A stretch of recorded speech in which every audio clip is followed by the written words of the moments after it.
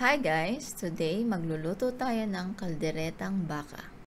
Kailangan lang natin ng sibuyas, bawang, carrots, bell pepper, patatas, onion leeks.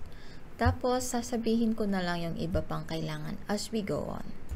Unahin lang nating iprito yung bell pepper, carrots, patatas. Tapos, lagyan natin ng asin at paminta para magkalasa.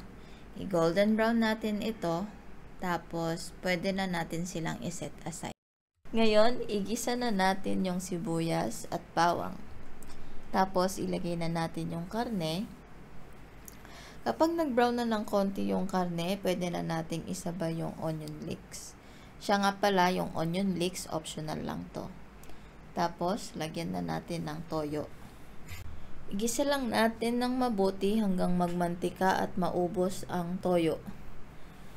Tapos, pwede na tayo maglagay ng tomato sauce, tubig, rino, laurel, tomato paste.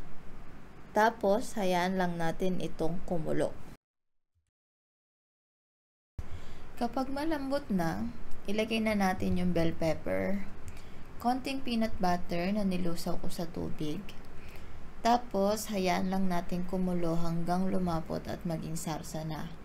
So, mga 5 to 10 minutes lang, pwede na nating ilagay yung patatas at carrots. Tapos, huling kulo na lang base sa gusto nyong lapot. Ito kasing ginawa ko, medyo masabaw dahil gusto ng mga bata.